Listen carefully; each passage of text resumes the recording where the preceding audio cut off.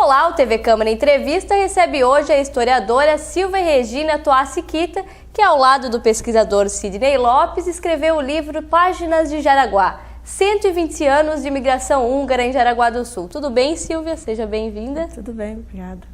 Silvia, o livro foi lançado em setembro deste ano, mas a pesquisa já acontece desde 2010, quando você e o Sidney foram até o Rio de Janeiro atrás de informações sobre os primeiros imigrantes que vieram para Jaraguá do Sul. De onde surgiu o interesse de registrar a história destes imigrantes? Na realidade, a gente começou esse trabalho bem antes disso, né? Nós temos diversas pesquisas sendo realizadas dentro do acervo do Arquivo Histórico e a gente tem um interesse muito grande pela história dos húngaros de Jaraguá. Principalmente por causa que os húngaros são a única etnia de Jaraguá que realmente veio da Europa diretamente para Jaraguá. As outras etnias formadoras da cidade de Jaraguá do Sul são etnias que são pessoas que vieram para outras localidades e depois eles ou seus descendentes vieram para Jaraguá. Então os únicos imigrantes mesmo que a gente pode dizer que são de Jaraguá do Sul, a grande leva, são os húngaros.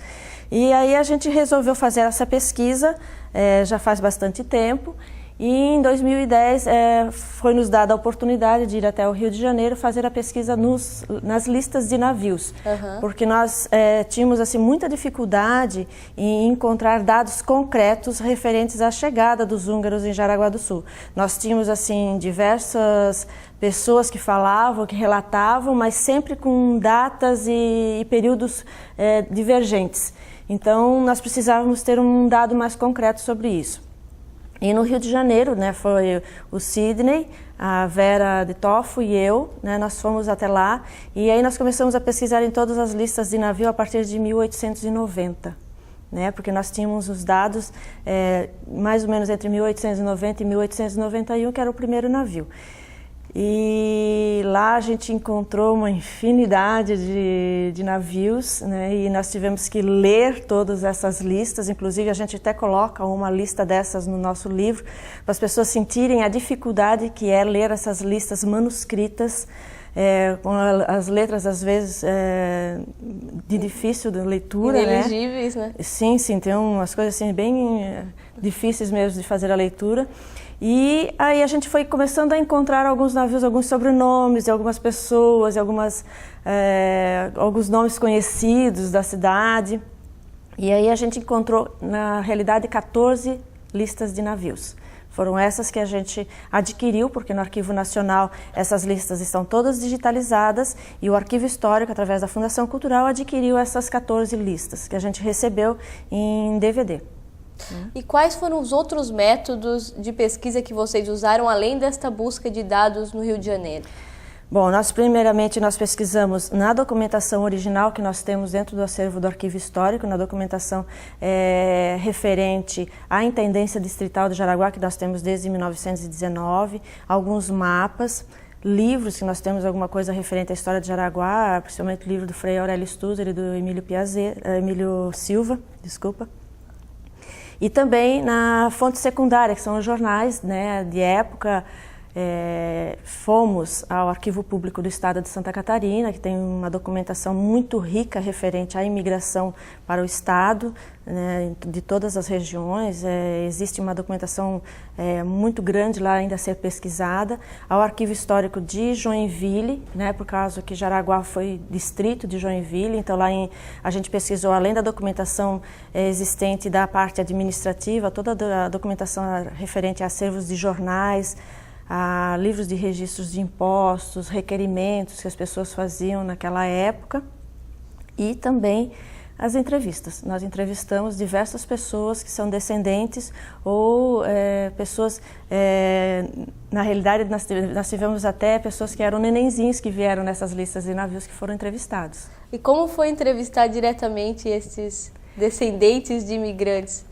As entrevistas foram feitas pelo Sidney, né, e pelo Ademir Pfiffer, que fazia entrevista a parte da história oral dentro do Arquivo Histórico, né, e eles nos relatam assim que foram muito interessantes e assim pelo que a gente pôde depois na hora da transcrição dessas entrevistas pegar desses relatos, é muito emocionante o que eles sentem assim de fazer parte desse legado, né, bem interessante. E sobre a imigração dos húngaros, ela se deu no final do século XIX, né, 1890, 1891. 1891. E eles vieram para o Brasil, atracaram no Rio de Janeiro, aí passaram por Blumenau e já se fixaram na região de Garibaldi, não é? Isso.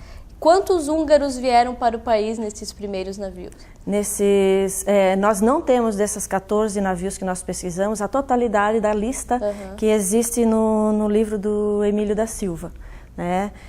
O segundo livro de Jaraguá. No que consta de dados referentes aos imigrantes, os imigrantes húngaros em Jaraguá, consta em torno de 760 a 780 pessoas que vieram para Jaraguá. Só em Jaraguá do Sul, mais de 700? Só em Jaraguá do Sul.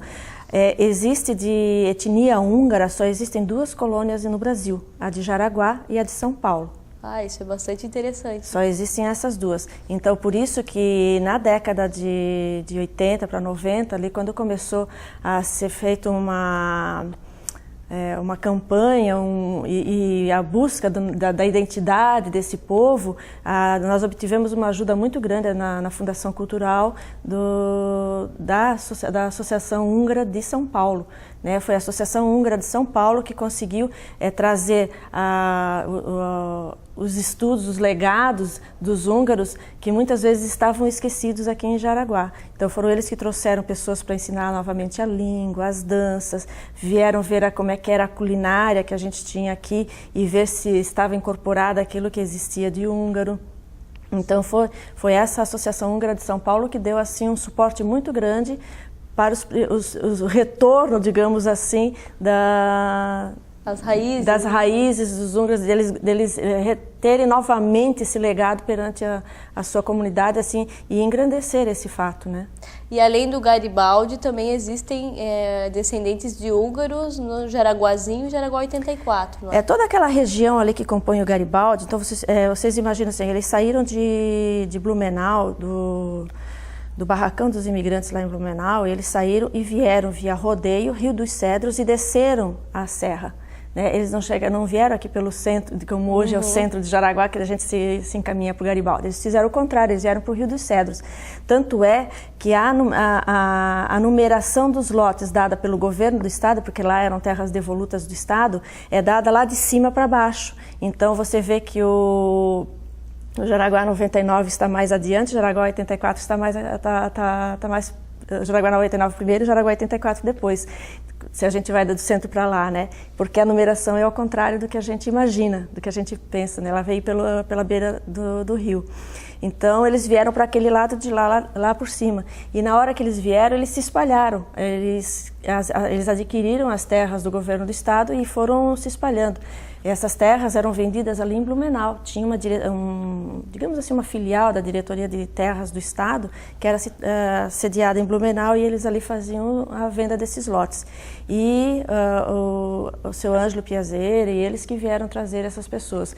Na realidade, os húngaros estavam, digamos assim, meio que comandados pelo Georg Wolf, né, que foi assim digamos assim, como ele era uma das pessoas mais velhas do pessoal que estava chegando, e como ele tinha, provavelmente, era uma pessoa também já que tinha assim, um legado maior em termos de trabalho na Hungria, ele, quando trouxe essas pessoas, ele já percebeu algumas coisas que precisavam acontecer. Então, a gente vai ver no Georg Wolf que ele vai instalar lá uma casa de comércio, que é ele que vai estar na criação de escola, na criação de igreja, na criação de sociedades. É ele sempre que está por trás de todas as coisas que aconteceram naquela região. Tomando as iniciativas. Sim, todas essas iniciativas ele está na pessoa do Georg Wolf. Então a gente tem assim um legado da família Wolf muito grande em Jaraguá. Muito bem, o TV Câmara Entrevista volta já. TV Câmara Entrevista está de volta, conversando hoje com a historiadora Silvia Kita. Silvia, nós estávamos falando da chegada destes imigrantes húngaros aqui no município. Como foi a adaptação, principalmente climática, de alimentação e cultural destas pessoas? Digamos que foi difícil. né? Vocês imaginam essas famílias chegarem aqui com aqueles trajes normais da Europa, né? Principalmente as mulheres, inúmeras saias, os homens casaca, colete, né? Então, difícil para um clima que nem o nosso, da nossa região. Então, a primeira providência era ter umas roupas mais adequadas, digamos assim, para o clima que nós estávamos tendo aqui. Embora o nosso inverno assim também não fosse assim uma coisa, não fosse quente, fosse um inverno mais frio, principalmente na região do Garibaldi, um pouco mais frio do que aqui no centro de Jaraguá. E eles tiveram que se adaptar, lógico, imagina, não tinha casa, eles tiveram que construir ranchos primeiro, para depois construir suas casas. Então foi todo um período muito grande de adaptação. E, logicamente, que aí envolve também a culinária, né? Existem produtos que só existiam lá na Europa, páprica, por exemplo. Eles tiveram que trazer mudas de páprica para cá, para plantar aqui, para depois poder vender. Né? E eles tiveram que trocar algumas coisas, né? Por exemplo, mandioca não existe na Europa, só existe no Brasil. Então eles foram começando a inserir algumas coisas na sua alimentação diária para suprir aquela necessidade que eles tinham de coisas que eles não podiam mais fazer, né?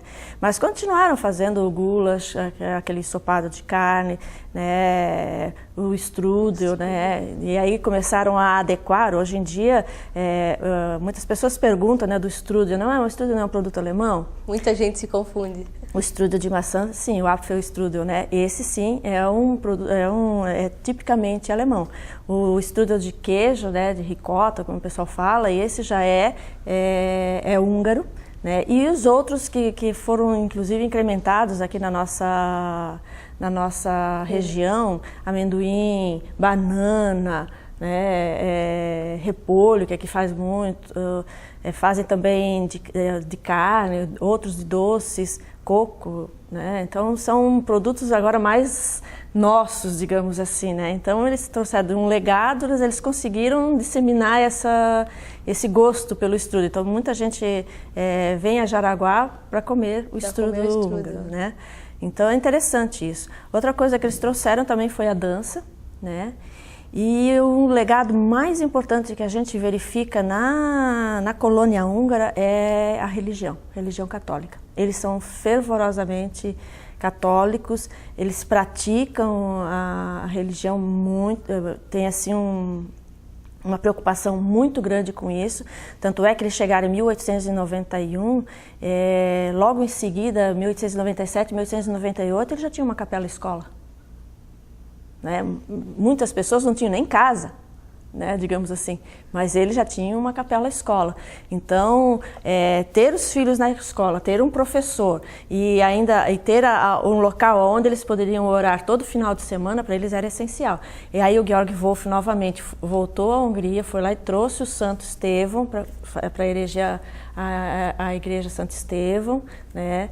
Então nós vamos ter também ali a Santíssima Trindade no Jaraguá 84, que é uma igreja que foi recentemente restaurada. Também são assim legados que eles preservam e assim com bastante distinção. Você falou da alimentação e também da dança, né, e do catolicismo. Existem outras características que são marcantes nos descendentes húngaros? Eu não diria marcantes, mas tem algumas características que são de diversas etnias, né? A linguagem própria, né? Tem alguns dialetos, tem algumas palavras que eles utilizam que são próprias deles, algumas coisas assim interessantes. Tem uma tradição, digamos assim, que inclusive gerou brigas, a gente leu no jornal sobre isso. Quando se fazem bailes, né? Quando se chega no baile, eles penduram um lenço no lustre, no meio do salão. E só pode ser começado a tirar as moças para dançar, depois de ser tirado aquele lenço. Então tem o jantar, aquelas coisas todas na festa, né? Então só pode tirar alguém para dançar, depois que alguém for lá, o dono da festa, digamos assim, ou o dono do salão, for lá e tirar esse lenço para poder liberar, digamos assim, uma pista de dança. Então teve uma época no jornal que constava que o delegado aqui do centro da cidade teve que ir até a região do Garibaldi por causa que houve uma briga, porque uns rapazes resolveram tirar as moças para dançar antes de ser tirado esse silêncio do seu local. Então, existem algumas características bem interessantes. Nas entrevistas também que a gente fez, existe também toda aquela história de construção, né, e é uma característica assim, presente nas outras etnias em Jaraguá, o espírito comunitário. Então você vai fazer uma igreja, todo mundo ajuda, né, dá os dias de trabalho para construir a igreja, né, dá material, né, fazem festas, quermesses, festas de igreja, o famoso Kiritag, que era a festa religiosa deles, né. Então eles têm assim um fator comunitário muito muito interessante e toda a alegria, né, da comunidade húngara, né, interessante. Ainda se fala húngaro aqui em Jaraguá do Sul? É possível encontrar alguém? Sim, temos algumas pessoas que ainda falam e temos descendentes aprendendo a falar. Ah, isso é muito legal. Ali em 2004, 2005, esteve aqui uma pesquisadora húngara, né, a Petra Paulix, e ela passou o ano aqui em Jaraguá fazendo uma pesquisa referente à história dos húngaros em Jaraguá. Né, era a continuação da pesquisa do Luiz Boglar, que escreveu um livro sobre os húngaros no Brasil. Né, ele era filho de um cônsul húngaro. E aí ele mandou a Petra, era uma aluna dele lá em Budapeste, ele pediu para ela continuar a pesquisa dele aqui na cidade. E aí ela veio pesquisar, inclusive a gente levou ela, e por causa dessa pesquisa dela que a gente começou a pesquisar mais coisas sobre os húngaros, né? A gente levou ela para Blumenau, para Rodeio, porque muitos registros dos casamentos e dos batizados dos húngaros foram feitos pelos padres franciscanos de Rodeio, né? Então o Frei Lucínio Corte é um que tem vários registros, que fazia vários casamentos aqui e registrava nos livros tombos lá da igreja de Rodeio. Então a gente foi pesquisar esses legados, né? E ela passou o ano inteirinho tendo uma turma de alunos, ela ensinou a língua húngara. Ah, isso é muito Então tem algumas pessoas que estão sabendo falar algumas coisas em húngaro e se expressar em húngaro corretamente, inclusive esse pessoal que foi para a Hungria, né, do grupo de dança do Nantu, né, eles têm alguns deles que sabem falar o húngaro. E o dialeto que é falado aqui, foram encontradas pessoas que continuam falando esse dialeto lá na Hungria. Lá na região, principalmente de Veszprém, que é da onde vieram os primeiros. Os primeiros imigrantes húngaros. Então está bem, o TV Câmara volta daqui a pouco, não saia daí. O TV Câmara Entrevista está de volta com a historiadora Silvia Kita. Silvia, você escreveu o livro, né, Páginas de Jaraguá. Por que você acha importante que as gerações atuais conheçam o passado? Você acha que hoje em dia eles estão dando mais ou menos valor à sua história? Digamos que nós estamos tendo uma retomada. Foi esquecido por muito tempo de valorizar a história, né, e a história local principalmente. Tanto é que nós não somos um país, como a gente diz, muito nacionalista, né?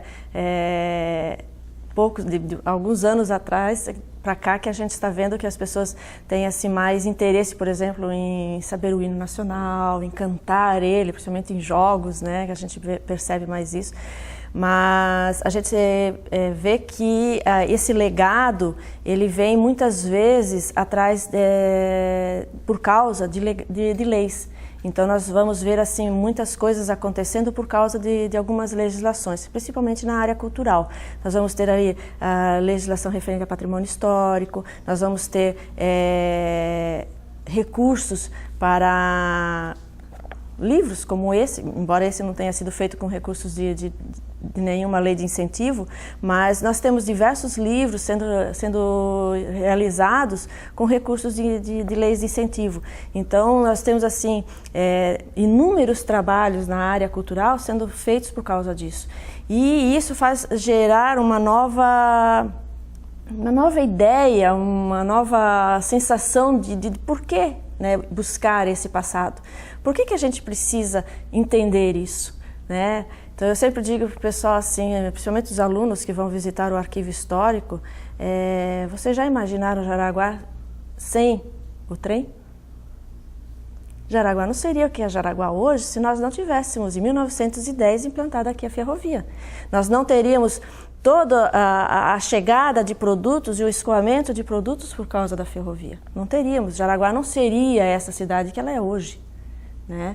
Então, o legado de desenvolvimento que nós temos hoje se dá por causa da ferrovia, né? Porque essa ferrovia é interligada com o Brasil, né? Diferente de outras ferrovias que tinham começo e um fim e não eram interligadas com outras. Mas nós tivemos esse privilégio, né? E nós temos que valorizar isso, né? E saber valorizar isso e fazer disso uma forma de melhorar ainda mais a qualidade de vida de Jaraguá, que é importante. É interessante que as pessoas vejam isso não como uma forma de saudosismo somente, mas de aprendizado. Eu acho que esse é o mais importante de tudo, que a gente consiga mostrar que mesmo diante de inúmeras intempéries, de inúmeras coisas que essas pessoas passaram para chegar aqui em Jaraguá, para eles formarem as suas empresas, terem as suas atividades, de qualquer coisa que elas possam ter, por mínimas que sejam, mas elas construíram isso diante de alguma coisa. E esse legado ele tem que ser preservado, ele tem que ser valorizado e dele a gente tirar alguma coisa importante e dar continuidade. Fazer com que a cidade cresça, que tenha sempre mais qualidade de vida por causa desses legados todos que a gente construiu em todos os tempos. Então, desde 1876, do início de Jaraguá até hoje, o que nós conseguimos tudo trazer para esse município e o que a gente tem de importante a valorizar disso tudo, né? Nós temos empresas centenárias na nossa cidade. Elas não foram construídas do nada e elas merecem esse respeito, que a gente tenha respeito por o reconhecimento disso, sabe? Então eu acho importante que a gente tenha nesses registros isso. Então, Silvia, você e o Sidney, que é o coautor do livro, vocês já afirmaram que esta obra faz parte do Páginas de Jaraguá, que é um projeto, né, do Arquivo Histórico. Isso. Você estava falando há pouco sobre as ferrovias. A história da ferrovia de Jaraguá do Sul é o próximo livro a ser escrito para o Páginas de Jaraguá? É. É bem isso mesmo. E como estão Na as realidade, pesquisas? ele era para ser o primeiro, né? A gente queria que fosse o primeiro, mas como nós fizemos inúmeras entrevistas e ficou um trabalho muito grande que a gente tem que agora dar uma lapidada maior, então a gente resolveu fazer o dos húngaros primeiro, porque era uma coisa que o pessoal pedia muito, eles queriam ver as listas, né, de navios que a gente transcreveu para o pessoal não ter dificuldade de fazer a leitura dos manuscritos, né? Então a gente fez essa transcrição no Arquivo Histórico. Páginas de Jaraguá é um projeto do Arquivo Histórico que surgiu lá há um bom tempo já no arquivo, e a ideia nossa não é que seja feito por nós só, né? A ideia nossa é que esses livros se tornem referência de materiais que nós temos no arquivo, mas que sejam feitos por diversos pesquisadores. Nós não queremos que o livro seja sempre produzido por nós, ou que tenha só nossos textos. Muito pelo contrário, nós queremos que outras pessoas pesquisem a história de Jaraguá, nos documentos do Arquivo de Jaraguá, ou nos documentos que encontrarem, né, sobre a história de Jaraguá, que tragam esses textos para a gente, que a gente vai fazer a publicação, que nem a gente fez esse. Né? Então, esse é o objetivo. O objetivo principal é divulgar a história de Jaraguá, porque não são todas as pessoas que têm a oportunidade de vir ao arquivo ou de ir pesquisar em outros lugares para ter conhecimento da história do município. Então, como um projeto do Arquivo Histórico, vocês têm incentivo do governo municipal para a publicação dos livros? Esse livro aqui foi feito com recursos da Fundação Cultural, exclusivamente, porque foi feita a impressão. Nós fizemos esse trabalho enquanto funcionários, né, da Fundação Cultural. A primeira parte é uma tese, né, do Sidney, né, para a parte de mestrado dele, e a segunda parte, que foi a parte que eu me dediquei mais, são todos os, digamos assim, resquícios ou fragmentos dos documentos que as pessoas podem vir a buscar referente às suas famílias, né, ou às famílias húngaras dentro do Arquivo Histórico. Então é uma amostra, digamos assim, dos documentos que nós temos no arquivo. Silvia, quem tiver interesse para obter um exemplar deste livro, onde pode encontrá-lo? Ele pode encontrar tanto no Arquivo Histórico de Jaraguá do Sul, quanto na Fundação Cultural. esses livros também foram distribuídos às escolas. Sim, todas as escolas receberam pelo menos um exemplar, todas as bibliotecas do município, diversas associações receberam também, as universidades, né, as faculdades. Foi encaminhado também para o Arquivo Público do Estado, Biblioteca Nacional, Biblioteca Pública do Estado, para aqueles locais onde é que são, por força de lei, que a gente também tem que encaminhar. Muitos alunos que estão fazendo ou pretendem fazer o trabalho de conclusão do curso na área vão ficar muito felizes, né, em ter a pesquisa prontinha, já publicada, né? Digamos que não é uma pesquisa bem pronta, tem muitos detalhes aqui que dá para pesquisar mais. Se a gente for olhar aqui alguns desses documentos, dá para começar uma boa história. Tem documentos aqui, por exemplo, de atas de sociedades escolares, por exemplo. Né? Você pode fazer uma pesquisa de uma sociedade escolar, ou de uma igreja, ou de uma outra entidade, ou mesmo da história familiar aqui, você tem uma base inicial. Isso daqui dá para fazer inúmeras histórias. Os documentos do arquivo estão abertos para qualquer pessoa fazer inúmeras pesquisas. Com certeza vai servir de referência para muita gente. Eu espero que sim. Então é isso, Silvia. Eu gostaria de agradecer a presença. Obrigada por ter aceito o nosso convite. Nada. Não perca a próxima edição do TV Câmara Entrevista, que toda semana vai trazer um convidado especial.